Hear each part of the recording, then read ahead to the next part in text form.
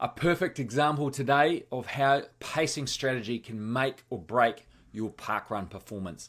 Today's run, or parkrun progress report, not parkrun progress report, is from the Wellington Waterfront 5K series. Now, this is a nice flat course along the waterfront, starting in the CBD beside Te Papa, following that all the way out and around 2.5 Ks out, turn around 2.5 kilometres back. Nice fast course. There are no race results yet for the 27th of January, which is when I did mine. I recorded a time of, on my Garmin, 22:39, came up in Training Peaks, and in Strava is 22:40. We're not going to fight over that 1 second. Now, this is what I consider a very well executed level 4 effort. And if I take my runner's hat off and put my coaching hat on, it shows controlled start, although I'll touch on that a little bit because it's not a perfectly controlled start, with confidence later. Actually, let's look at that start now. There's the course again. See the pace. Found myself running sort of 3:45-ish from the outset. My plan was to hold 4:30s, 5 of them in a row, and do a 22:30. Now that didn't quite happen. I started way too fast. I would have told you after the race that I did about 500 metres at way too fast. It looks like down somewhere about there, the first, whatever that is, first minute, 250 metres was too fast before I settled into the pace I should have been. So overall, I nailed the intensity target almost perfectly, apart from that first 250 metres. My goal of holding level 4, which for me is 4:30 to 4:39 minutes per kilometre for a target time of 22:30. My splits were 4:31, 4:35, 4:36, 4:36 and then 4:21. That's 4 kilometres sitting squarely inside level 4, followed by a decisive final kilometre from a pacing execution standpoint. Give that about an A. Not an A plus, but an A.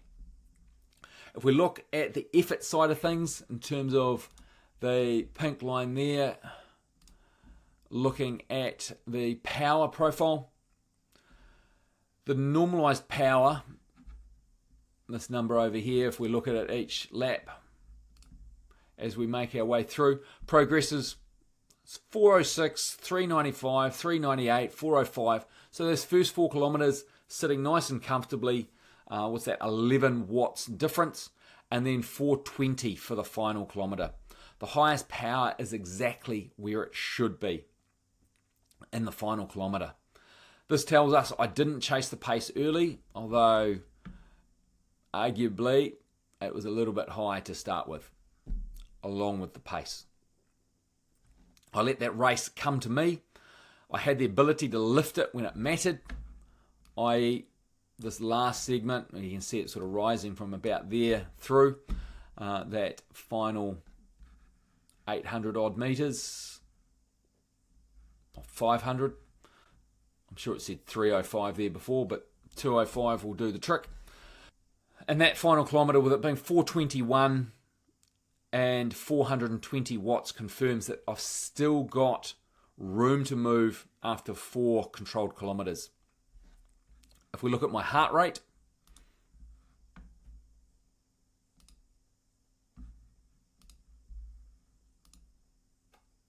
there it is there. We can see it climbed gradually and steadily the whole way through. And that heart rate behaviour is textbook for a level 4 intensity. The average and maximum heart rate progressions as we make our way through each kilometre split: 146 average, 158 maximum. The second kilometre, 159 average, 161 maximum. Third kilometre, 162 average, 166 maximum. Fourth kilometre, 168 average, 174 maximum. And the fifth and final kilometre, 172 average and 183 maximum. Exactly what we want to see. There was no early spike and a gradual rise as both the aerobic and anaerobic systems engaged. Peak heart rate only appears late in the race, and that strongly suggests my warm-up was okay. It was sufficient to avoid early stress, and my pacing kept my heart rate under control. I'll come back and talk about the warm-up a bit more, because if I didn't take so long to get into that rhythm, nearly 2 minutes, 400, 500 meters, depending on where we look at things, that could have been a lot more sustained and better. If we look at the cadence,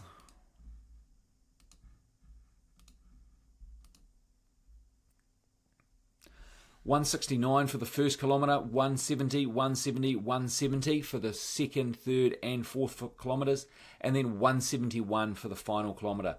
That level of consistency across a hard effort is excellent and tells us that I didn't tighten up under pressure.